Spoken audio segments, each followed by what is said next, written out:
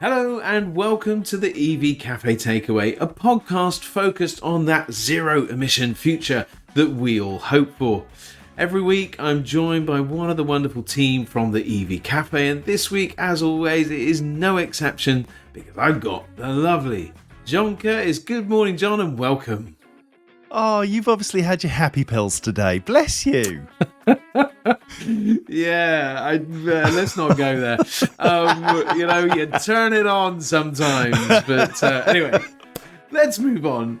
So every week we get to talk to some of the wonderful innovators, pioneers and collaborators of our industry. And this week, no exception, I have Paul Allera from the RHA. Welcome, Paul. Good morning, Paul. I'm very, very pleased to meet you. And John also. Yes, I do believe he's probably been on something this morning, John, but let's not go there. But, let's all of us celebrate another day above ground. Absolutely. Absolutely. And Paul, listen, I've broken my own rule already. So my own rule is acronyms, and our industry is, of course, littered with acronyms that nobody knows what they stand for. So tell me, RHA, what does that stand for, and why are you working for them? Road Haulage Association. That's what that stands for, Paul. Yeah, not the Royal Horticultural Association, but there you go, or the Royal Horse Artillery. So the Road Haulage Association. Why am I working for them? Now there's a story.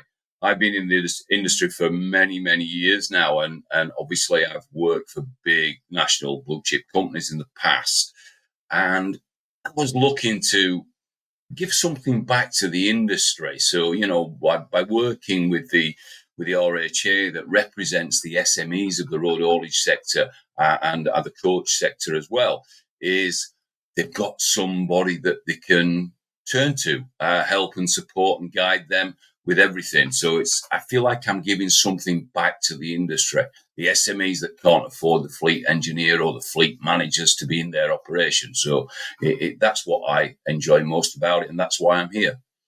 Paul, Perfect. you've said you wanted to give something back, which suggests that the industry has been good to you. In what way has it been supportive and good for you in your life? Well, we'll go back to when I first started, John. Obviously, we see and we read about logistics and never spoke about careers in school. And I can go back to when I left school and when I started my career. My father was in transportation. So when I was young, Dad was a truck driver, right? So, and this is the thing, things change over the years. So Dad now and again used to take me in his truck. And it was something I wanted to do. So I started off as an heavy goods apprentice mechanic in 1976. Did all my time there. But when I've moved around, I've kind of been fortunate to do every job, really, within transport. So I've mended them. I've never broken them because I was good, but I've mended them. I've been a Class 1 driver. I took my Class 1 license in 82. And then I took my PSV in 84. But I've done warehouse transport. It's the investment that people have made in me over the past. They see that and they develop you. And I was on a massive development career with Red Beer Company. And I spent many years there. And it just felt like I'd got this wealth. It just gave me the drive and passion to learn about something that I was interested in. It's not just about mending the trucks. It's about what they do, how we do it, the operational side of it all as well. So, I've been a warehouse manager, I've been a transport manager, workshop manager. So it's been great. And a fleet engineer for many, many years. I changed direction in the noughties and went back into engineering. So I went to learn all about warehousing and transport. And they do say, not my words, but they do say, a transport fleet engineer does make a good transport manager because they've learnt all about the roadworthiness. So that's where it is. But I just love it. Anything with wheels. Not the Hoover, but nor the lawnmower. But I'm just, that is it. That's what gives me that passion. And yes, I've seen many changes. It's really weird when you look at things now versus how it was, and everything does a full circle, doesn't it? And we're talking about EV, and we've all been there. We go back to the 50s and 60s where there was lots of electric vehicles riding around the towns and cities back then, weren't they? Yeah. Oh, yeah. But it were a bad idea. And we're in that situation now that when our time's gone, maybe in 100 years' time, somebody will come with an invention of an internal combustion engine that's wonderful. Yeah. So it'll go full circle again. But who knows? Paul, what's really clear is that you have a deep passion and love for this sector. And by this sector, I mean that transport sector, right? And we're going to come on to like the commercial vehicle show, which has been like very central to our sector for a long time for commercial vehicles. But listen, I mean, I know why I love commercial vehicles and what is it that has captured your heart? But not only captured your heart, but really put a fire in you to make a difference, to help, but also to kind of lead this industry and probably give back something to this industry, for the future. I suppose it goes back, if you go right back well before our time, it was about being able to put something and transport and move some goods from one point to another. And we start off, like we just said there, about the electric vehicles that were back in the days, and we all know what they was doing. But when you look at how it's gone and where we develop and the investment, the manufacturers, whether that's a coach or whether that's a truck, actually invest in these vehicles. So we go back to where we was carrying probably, 7 to 10 ton way back in the 40s and 50s, or even earlier. And then we now at 44,000 kilos, and it's that evolution of how it is. And that's just on standard construction use. And obviously we know the capabilities of some of these vehicles that, you see this huge, humongous train that's traveling on a track. But how did it get to that point? Well, it was a truck that took it to that point in the first place. So it's that fascination with the weights and how things get transported and the expertise of things. It's not just anymore. It's an art form and a science now about getting a load to point A to point B. Again, the old-fashioned ways are probably never leave us. And, I can go back to load planning with a map. I can go back to reading tachographs with a magnifying glass. But with advanced systems that we've got now, we've got fancy route planners that will do things. And, I just find it's amazing. We've gone from an omnibus, if you like, and a char-a-bang, as they used to call them, take the truck body off at the weekend, put a coach body on, and we'll take a trip to Blackpool. And how it's evolved, and you basically got within a coach, you've got an aircraft on the road because you've got stewards on there. They're serving you drinks and coffee. Let's not go into the National Express song, but you get what I'm saying. Yeah.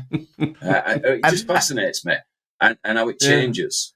And that's the way that it always does. It's that challenging you that you want to do it. Well, as a mechanic, how does it work? What makes it tick? What makes it bang? It's those things that you want to know.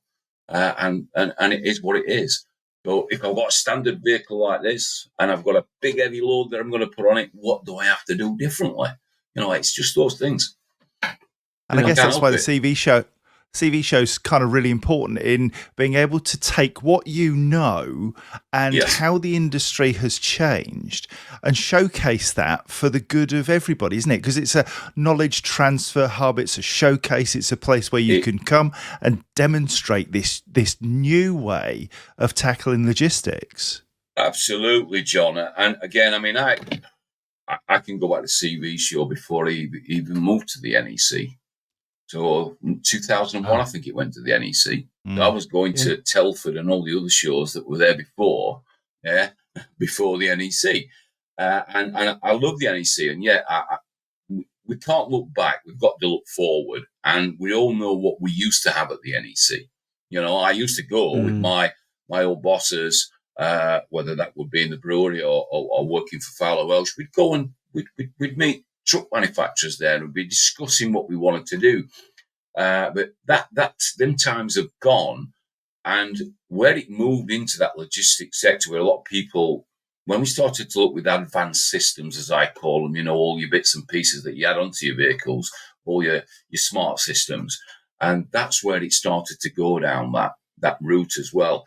There'll always be a place, and people say, "Oh, it's a van show." Well, actually, it's a commercial vehicle, and that's a light commercial vehicle, and it carries goods. It ain't your big tractor unit with a trailer. But I think where we are, the evolution will go is that, it's the last mile. It's getting more there all the time. And it's, I can see us, probably not in my time, there'll be hubs around major cities where we'll deliver to. We have NDCs and RDCs now and transshipment depots, and that will be what it will be before. And it may even be the same for the coach sector, where they're going to the outside of it, and the standard buses that they have within in towns and cities will be taking the tourists in there as well, because they'll have the tramways and everything else what they'll have. So yeah, it's evolved. It is what it is. People get frustrated by it, but it's still a good place to go and see, look at the future, look what's on the market. And of course, we're there as well, and a lot of people come along and see me, and we're there to help and support our members. So yeah, it's really important, isn't it? I think there's a couple of things that sort of struck me there. That I first went to the commercial vehicle show in 2003. I was there with Mitsubishi. We were doing our L200s and some of the police vehicles, and some we were working with the Environment Agency at the time.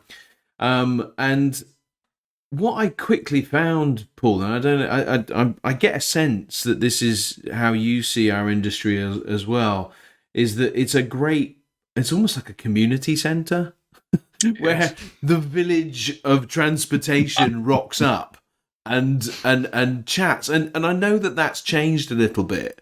We've lost, I think, a little bit from with the trucks but I am seeing some of them coming back, and of course we're looking forward to the destination net zero area where we're going to see a lot of the electric trucks going to be there, which will be great. And there's always one or two trucks around, and probably a coach or two. So I'm really looking forward to it. But the biggest thing for me is the community. Talk to me about how you see the industry from that community lens. Well, I can say after 48 years that I have got a massive extended family. And the way it works, all right, you've got different things in there. If you look at what my background is, for example, I go there and I will meet engineers from other organisations that I've known for many years, from other companies, and that could be even with the OEMs that are there as well, including some of the other, trade associations that I know the people in there. And we what I've always found about the industry, the transport sector, I'm learning more about the coach sector, obviously, because we're only in our third anniversary having that, but again, getting involved with the guys and learning more about it. But we are a community, and we all have the same vein that we need to do. We're always looking for the next 1 mpg, looking for that enhancement on the vehicle. What can we do next? We collaborate well together, and that's where you just said it's that community. The engineers of the world will collaborate together because we're all working within a transport sector to try and make a betterment.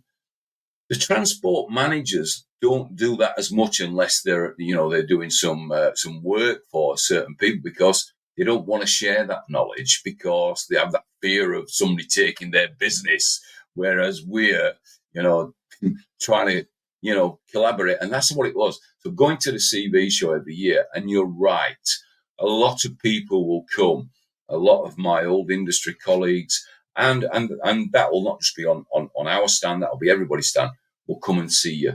How are you? It's the only time you get to it. And when you've got a large network of people, and for those that are going to be watching this now, be prepared, because Paul forgets names. And I have called for the last 3 years, the CV show, my mate's show, because everybody there is my mate, and I can't remember the name. Hey, so mate. it's, "Hiya, mate, how you going?" And that's how it works. Yeah, great to see you. And it's not, and that's what happens. But it's a great thing, and you catch up with people you haven't seen for a long time, and it's a great experience.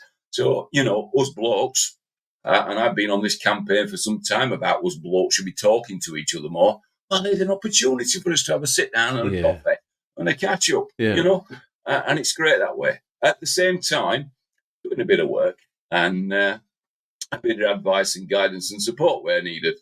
And it doesn't matter what that support is. It's really interesting because we focus quite a lot on mental health and the mental health of people within the automotive sector. And I guess you are an informal, unofficial ambassador for good mental health, in that you recognise the value of getting people together, giving them a hug, having a chat, sharing stories and knowledge and information. Does that matter from a personal perspective? Have you had mental health challenges? No, I haven't, John. Well, not that I know of. Don't ask me to make a diagnosis that I'm not qualified for. But I don't think I have, to be quite honest. I know it affects different people in different ways. But if I look back at my background and what I was and what I did before, I have been a lonely truck driver, but I've been happy in my own, in my own company. Never been into that. And I think what you just said there and what we're talking about, a community within the CV show, I tried to do something over the last 2 years regarding the truck drivers and about, highlighting points to them about the community that they have themselves. And it's about talking to each other. And you will get some people that will look forward to a Thursday, because on that Thursday run, they meet up with Eric, and they only see Eric every Thursday, and they get on really well and have known each other for that many years and feel comfortable in their skin talking to each other. Well, I'm trying to say, well, it's all right to talk to other people other than Eric. Don't wait for Eric if you need to speak to somebody. That's the kind of stuff. And I was a kindness ambassador for the RHA as well, trying to promote that through our kindness campaign, which automatically come into that. And it's just there. And that's what we need to do more. It's like us three talking today. Hopefully there'll be a gang of these people that we're talking about. We'll sit down in a huddle around a PC and watch what we're talking about today. And if we get somebody from that, just one person, we've made a difference, guys, haven't we? And that's absolutely. What's made you so positive? Because you are just a bouncing ball of positivity. Where's that come from? It's just, I don't know, I just love life, John. And I celebrate life. We've all had life-changing experiences through all our time. But I just think, life, enjoy it while you're here. Live it as much as you can. Embrace as much as you can. It was same as like, well, why have you done so many things in transport? It's probably because I wasn't one of those creeping guys that would be say, yes, boss, no, boss, three bags full, boss. I will challenge my boss, and I still challenge my boss today. And that's not because I disrespect what it's doing. It's because I'm checking my own comprehension, and I'm maybe saying, are you really certain that's what you want me to be saying to me? So it's kind of like doing that and being able to obviously don't say no to anything. I've never said no to anything. I've always tried to do something. I wasn't one of them that said, that's not my job. I would want to do it and learn, and that's where it gets to. And maybe it's come out more as I get nearer to retirement, because I'm looking forward to having a rest. I don't know, but I can't. That must be some way off. I can't help being. I just love life, the way it is. I love working and doing. I just love the industry. That's what I'm in, and that's what they say. If you've got something as a job that you love to do, you'll enjoy it every day, and that's me. Yeah. It's not good doing something if you don't enjoy it. And I've done 48 years. I'll be 49 in June this year. Wow. So it's kind of like I should. If I didn't like it, I got out many years ago. But I just like it, and I'm kind of apprehensive about the day when it comes to retire. What the heck am I going to do? Because where you see me today, tomorrow, well, no, not tomorrow because it's a work day, but maybe at the weekend, I might be sat fishing on my own, in total peace and tranquility, in my own space, in my own thoughts. And that's it. So I'm different. Again, I'm not bouncing around the bankside, otherwise all the fishermen would get a bit annoyed at me, wouldn't they? But, And my wife always says, I'll go for a walk. I'll say I'll be an hour, love. And I do walk quite a lot. And I'll turn up 2 hours later and she'll say, who have you met today? Then you've clearly been talking to somebody. And that's what happens. Oh, yeah. It just seems that you're wired that way. Because, I mean, a lot of us, might put, you mentioned life-changing experiences. We might put the way we are down to decisions that we made in response to a life-changing event, whatever that was. I mean, we talked to somebody that, had lost an eye when they were 1.5 years old through cancer. And that gave them this bouncy resilience that said, I'm living and I'm going to live every day, even though they didn't really remember what had happened. And it's really, but there are some people out there, and I think that you might just be one of these that is just wired that way. And you love talking to people, you get your energy from people, and it just kind of seems to. You can't see that I'm kind of waving my hands in an effusive kind of way. I can see you. Effusive is. I can see you.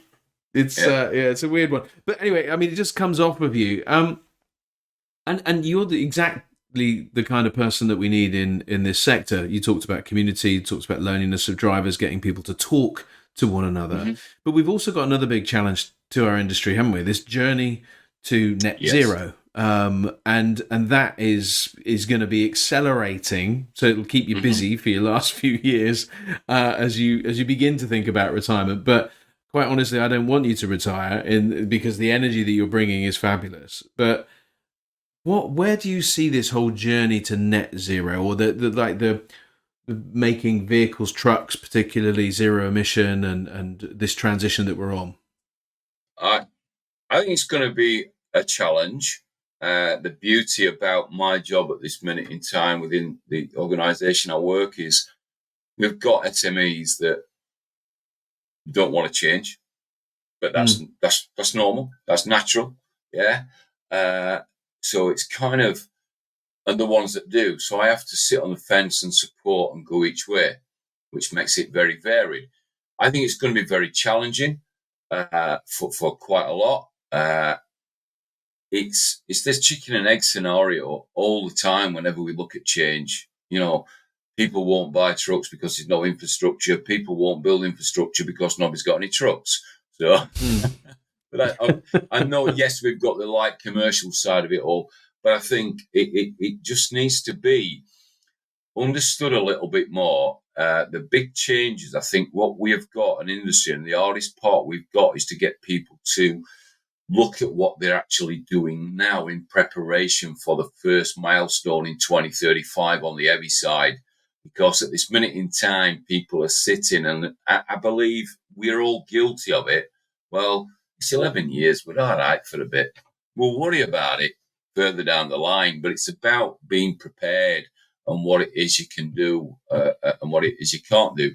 Yes, there's cynicisms about lots of things at this minute in time. It doesn't seem to appear much in the light commercial stuff because of the nature of their operation. Yes, we've run trials on the 18 tonners that's been running around on the NHS contract.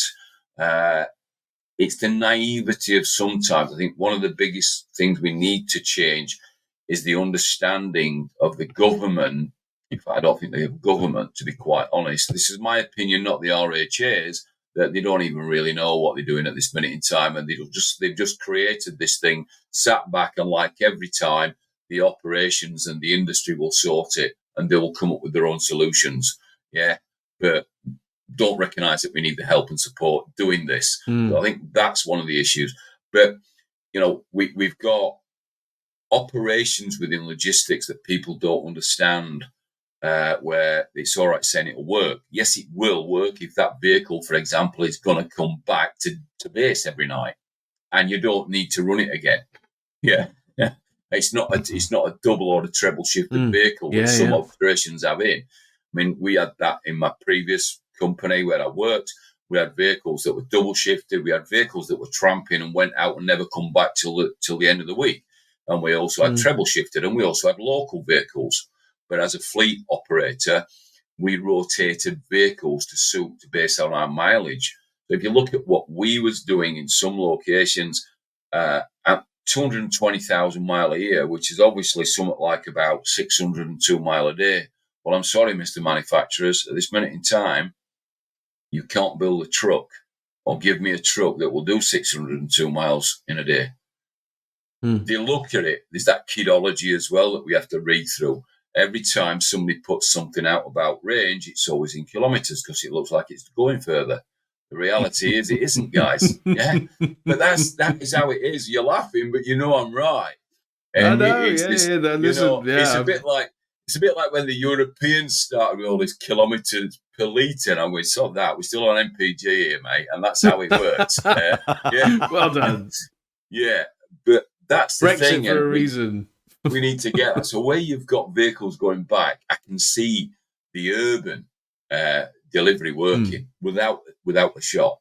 Yeah, I can see that working, and it will work, and it's been proved that it will work. But what happens about utilisation and to reduce the congestion on roads, then it needs to be quicker and smarter. And I know there's the people that you know, Paul and John, that I know, because some of them are old colleagues and great company that are converting, municipal vehicles at this minute in time. They're based in Lancashire. Yeah, we all know them. Really nice company. Is it SS? We call him old Sid. Sid's companies. Mr. Sadiq. Yes, SS. Yeah. I was thinking of the MD of the company itself, but yes, yeah. No, I'm thinking of the big guy. Yeah, sorry. Yeah, the big guy. No, absolutely. They're creating vehicles that are fantastic that will work all around the town. Now, if we get cassette changing batteries, it's another big cost, but it's a bit better to be able to use vehicles on a double shifted pattern, because you've always got to, just like you would do in a warehouse with PPTs and forklift trucks, let's put it as MHE equipment. But there's a lot of work to do. Come on. We Paul, too many acronyms. I let you away with NDC and our powered pallet trucks.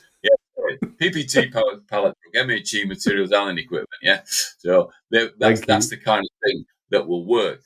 But again, I noticed it the other day, and I actually said it to one of our policy guys.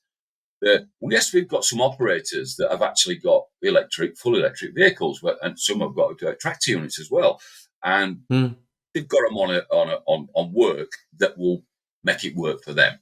And I know we've got collaboration as well with members that are on a network where they'll have a charging system for their people delivering to them. It works, but do we know where these are? Right, we don't know where these are. It's a bit like driving up the motorway. Have a look when you go up the motorway next time.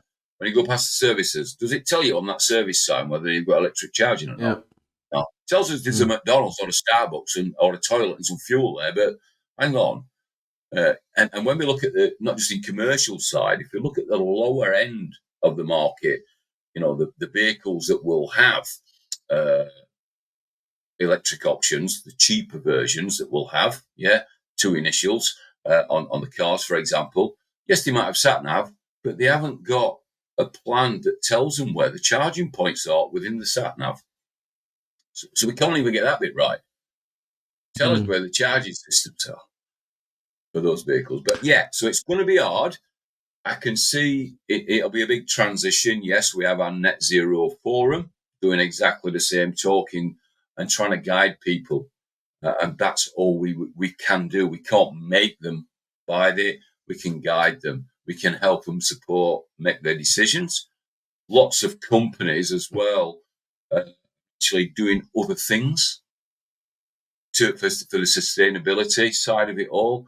They know they can't afford or won't get electric vehicles or trucks, but they've made massive changes to their locations where they are.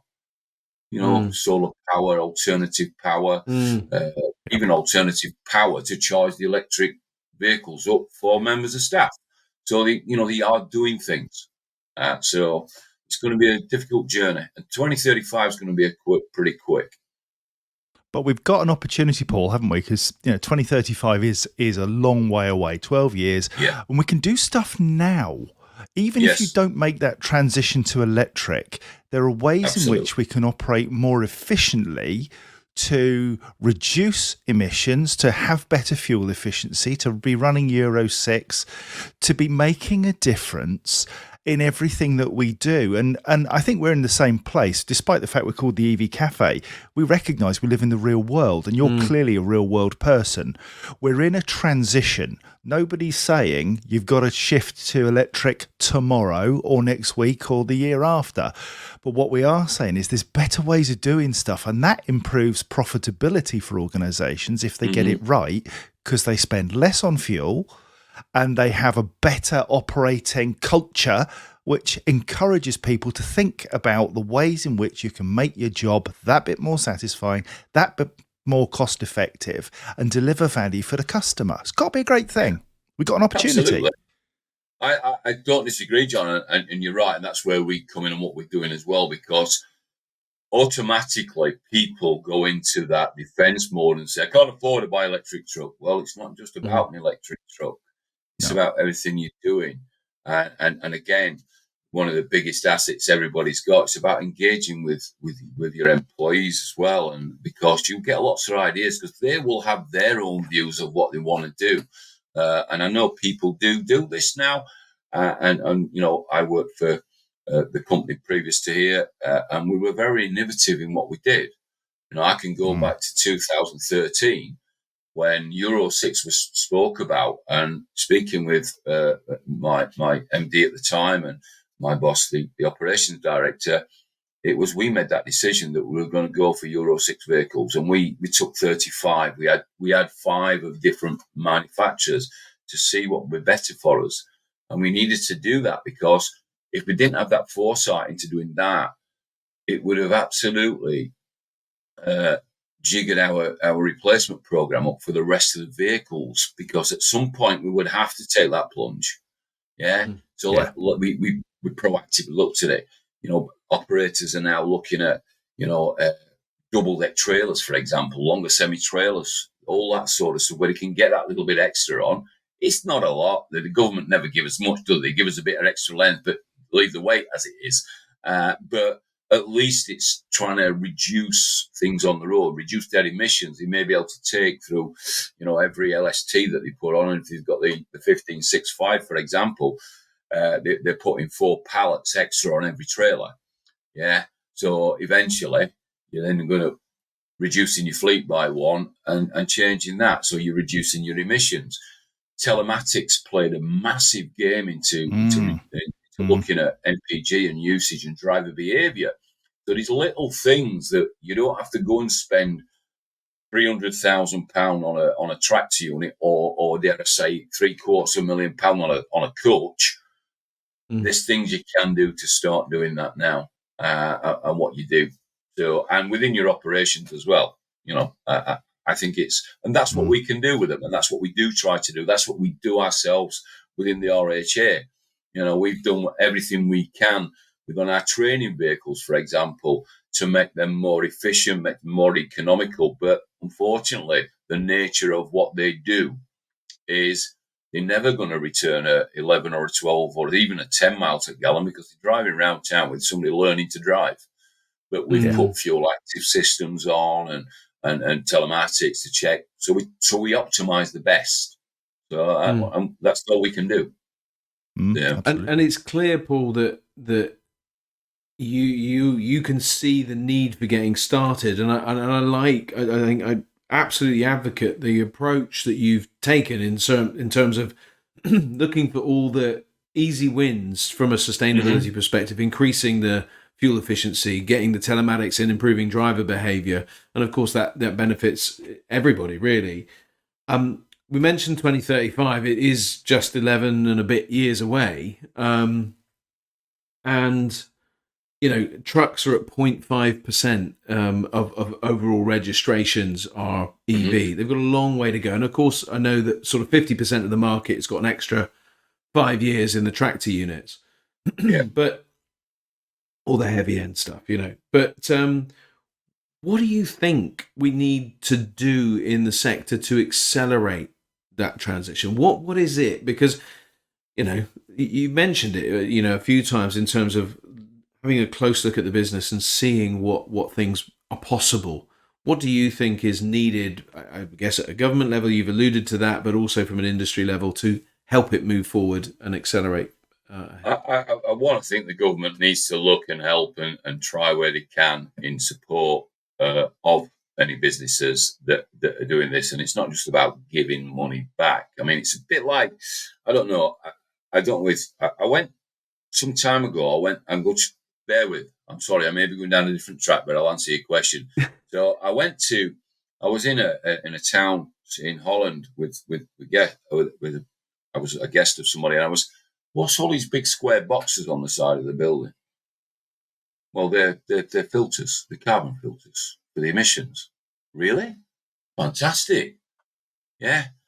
So when we look at the government at this minute in time, so if we take, the big place that's probably 60 miles away from where I live, that, everything happens down there. It's the centric of everything. Yeah. And we have a low emission zone and an ultra low emission zone and a zero emission zone. Yeah. But however,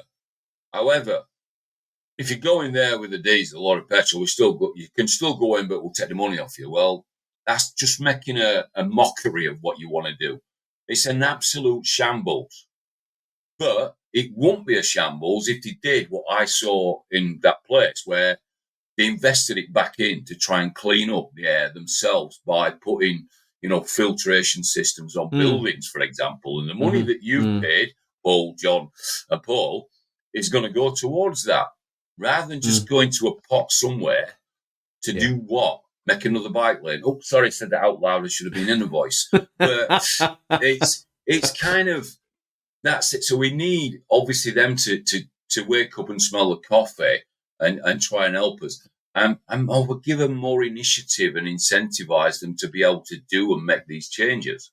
Because I think you will have got certain people at this minute in time that have done everything they possibly can. And I can name one, but I won't. They work for a large agricultural company. It's a transportation company that work for the large yellow agricultural company by moving all their vehicles around. If you see what that person and what that company has done on their site, if you haven't seen it yet, Paul, John, you need to go and have a look at it. It's unbelievable. They can't do any more, but they're still running around in diesel trucks because of the specialist vehicles that they've got. And that is it. So they're at that point now, and it's like, okay, then, Mr. Government, help me. What can I do?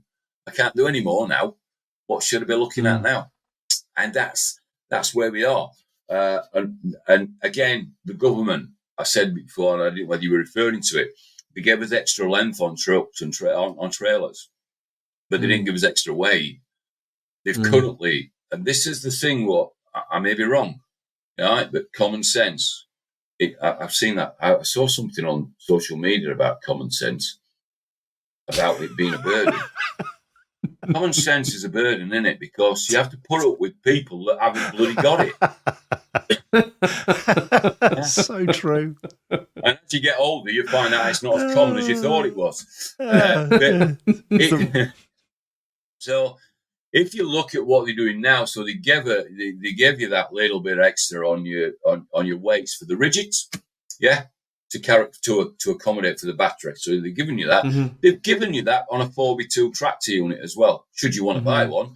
So they've gone to 42,000 kilos, yeah. But they're giving you nothing for 44,000 kilos. So that says to me that we're going down the European route here. And eventually, all tractors, there's no 6x2s operate in Europe. They're all 4x2. They're not 6x2, they're all 4x2.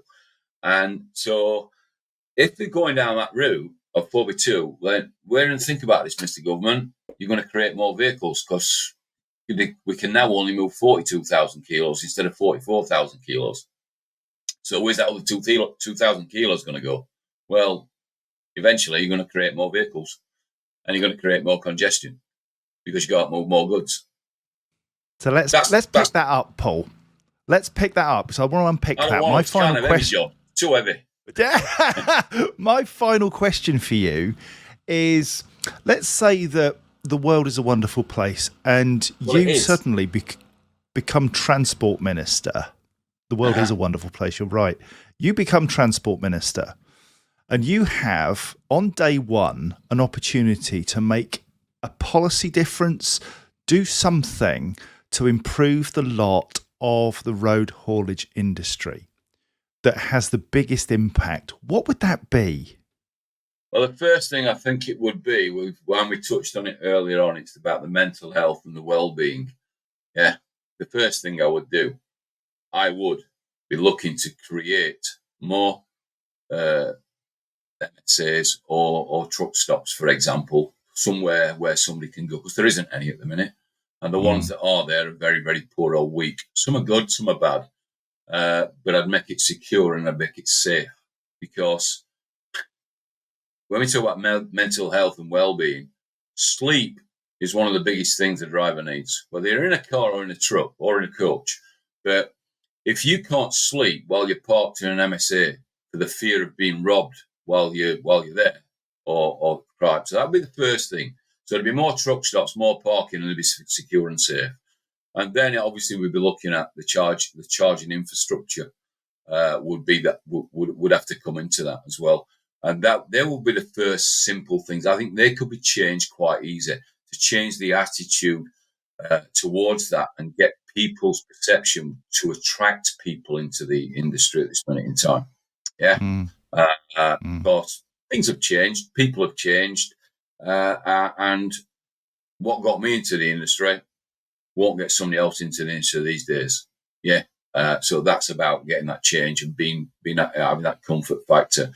That would be that. I'd be looking at the weights of the vehicles. In fact, I've said this for a long time. 2018 First Autumn Conference, when DFT was there, and I was on a panel on the stage, I was on about European combination units. And we should be running it. Every truck we run on the road has a design weight up to 64,000 kilos. It can do 64,000 kilos. If you go over into Europe, you'll see vehicles running around at 24.5 meters long. We've got an infrastructure, a road infrastructure, motorway networks that all link and do. You imagine all of a sudden we've got a European combination unit. Yeah, Dick Denby had to go with his double B stuff, and it's similar to that, but it's a more usable vehicle, in my opinion, is a ECU. Is because it's got a 26-ton rigid that's pulling a bigger trailer behind it. So you've got that trailer behind it. So you can drop your trailer off and do your urban deliveries on your 26-ton. Yep. Come back. Yep. You know what I mean? It works. Yep. So I'd be looking at weights. How can we do that? But when I challenged them on that in 2018, they're telling me that the road network, the infrastructure won't support that weight. But yet we can see the big hauliers pulling absolutely 100-ton vehicles up and 100-ton loads up and down the motorway. Well, I know that's only now and again, but it's got to have that to be built. So they're the things that, if it were me, if I had a magic wand, I think that was one of your questions. If I had a magic wand, yeah, the first thing, if I had that magic wand, I'd get everybody to drink from the cup that I drink from. That would be that, yeah. So to get all the yeah. So, and we'll bottle it, shall we? We'll bottle it. So I think they're the things that they need to look at, and we need that infrastructure there, because again, it's like that. If you build it, they'll come, but it takes that apprehension away, doesn't it? Apprehension. Absolutely. I'm sure you guys, based on that, you're at the EV Cargo, and I may be wrong and got the wrong about you, John, because of what we had the discussion earlier on about supercars. Yeah. I can see Paul riding around in his Tesla or wherever, and other makes are available, electric vehicles. Having that range anxiety to start with. Well, if you've got range anxiety in a car, imagine what it's like for a driver with the 24,000 kilo payload on his back. Where the heck can I charge up? Where am I going to go? The roads are closed. This has took me off my route. what do I do? Having that is going to be far, far greater than it would be if it were a car. I just, that needs to be there to take that away. And it's not just the driver, it's the operator as well. Obviously, the people that own it, because, there'll be somebody looking, you fail on a contract, there's somebody looking to come in and move in and muscle in on your contract. So it kind of that. It's having that peace of mind. So, and I think, Paul, you've absolutely nailed it in the sense of productivity and efficiency is absolutely critical. It's not critical for the car world. It's important, but it's not critical. It's not crucial. No. It's not going to cost you thousands and thousands if you don't arrive for that appointment that you could probably just go onto your phone and do, virtually anyway.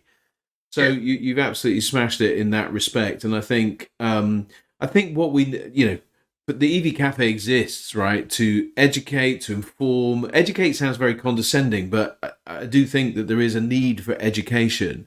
But education, inform, give people the ability to make an informed and factual choice and decisions. And I know that the Road Haulage Association and all the work that you do, Paul, in terms of helping the SMEs, the small to medium enterprises, the guys that don't have the fleet engineers and the big teams of people to manage their tacker downloads and all of that good stuff. But you are able to kind of support and assist in that transition, help people know the bits that they don't know, because we don't know what we don't know. We've got to take it to them. And I think the commercial vehicle show is a fabulous opportunity to do that, and we're going to be... Yeah, 100%. And what you said there, using the word educate, we know it does sound condescending, doesn't it? It's not about educating, but it is linked to it. But we need to use words like thinking differently, make it that little alternative ways of thinking, because there's always that. And when you look at every operator that's around, the first thing they started on the net zero way back ago was their empty running. To try and reduce all their empty running. That was the first journey, and they think they haven't done anything. And you say, well, hang on a minute, have you done your empty running? Oh, yeah, we've reduced that from X to Y. Well, there you go. You've started on your net zero. Yeah, absolutely. And it's not about, I'm trying to educate you here. No, because that does sound like, because we're not teachers, and we'll always meet somebody that will be able to give us some other bits to enhance what we know. And that's the way it is. And you say, well, where's your problem? Was that towards it? Well, of course it does. Enhancing our understanding. There you go. Absolutely. Let's enhance our understanding. Let's do alternative things. Yeah, I'm liking you, Paul. I'm taking that one. That's what it will be, and it's a bit like what's going to happen at the CV show this year. And where we go, we've got speakers there. We're going to have that, just like what you do at the TCS&D show and have done before, and other shows are available. But go and listen to that guy down there. Just go listen to him. You might just pick something up. You might just be a penny that drops in your head and think, oh, God, it isn't as hard as I thought it was, And we're in this thing where people should embrace change and not try and fight it, because the more you fight it, the more hard work it will be for you, I think. Yeah. So, Paul, you've just created the advert that we'll play at the beginning for this podcast, because I think that's absolutely brilliant, and I think you've brought to life the journey and the community and the challenges of the transport sector brilliantly, particularly around the world of trucks, which is one that we don't always get, but in recent research that I've been looking at, 1% of the traffic, right, 20% of the emissions.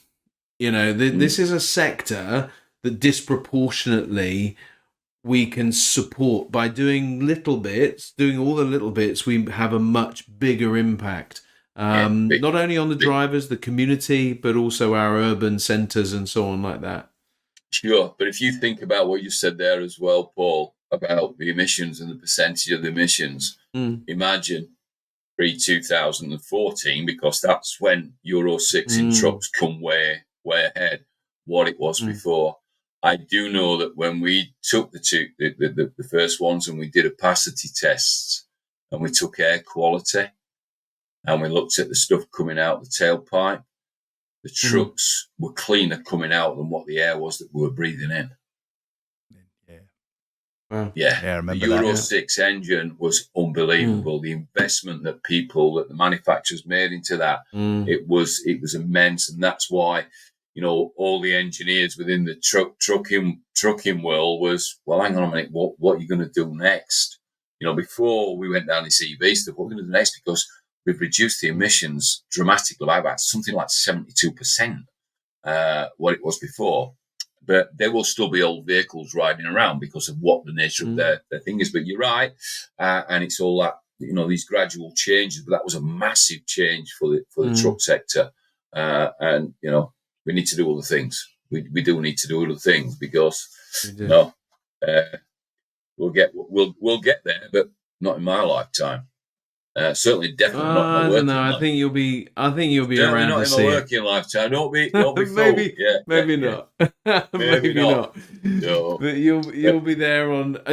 We didn't get a chance, unfortunately, to talk about HGV heroes today. I'd love to spend time on that another time. But there's plenty of opportunities to come up with everything else with HGV heroes and with the kindness stuff that we do and everything else. But it's a great thing, and we do try and do as much as we can, and we have done podcasts about all the things and well-being as well for drivers, and say it is all right. Paul, tell us where we can consume all of that, because that's from an RHA perspective or a Paul Allera perspective. Where can we digest more about that? I'm a bit like yourself, Paul, on LinkedIn. Obviously, there's quite a bit that I do on LinkedIn. I don't think that we're probably even connected on LinkedIn. I don't know, but I do my videos. I do my videos like you do your videos. I had a time where my partner in crime, Mr. Ian Jones of Backhouse Jones, where we did him and Jones section instead of Smith and Jones. I was him, he was Jones, and we talked about that. We've got YouTube things out there that we've done with podcasts. They're on websites. So, there's lots of stuff out there. It's just a matter of finding them. I have checked it out, everybody, and Paul is definitely worth a listen. So there is, if you Google Paul Allera, and you need to spell his name correctly, Allera, you will find him on YouTube clips and other bits and pieces. Find the podcast, check out the RHA website, because they will have a lot of support. And if you're an SME driving a truck and you need some help, reach out to the guys at the RHA, because they will make a difference.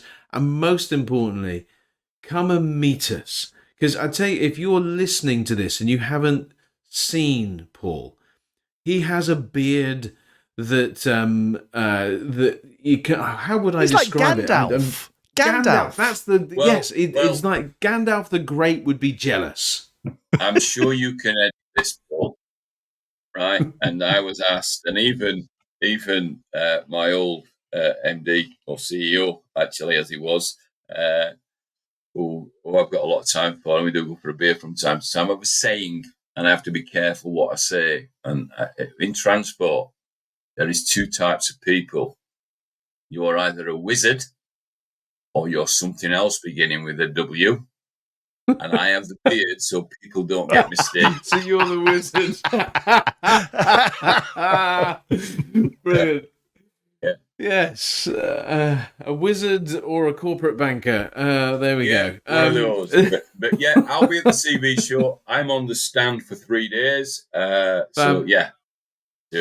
And I'll be obviously, and we are too. So we've got the EV Cafe Village there. So John will be manning that. I'll be doing some work with Maxus.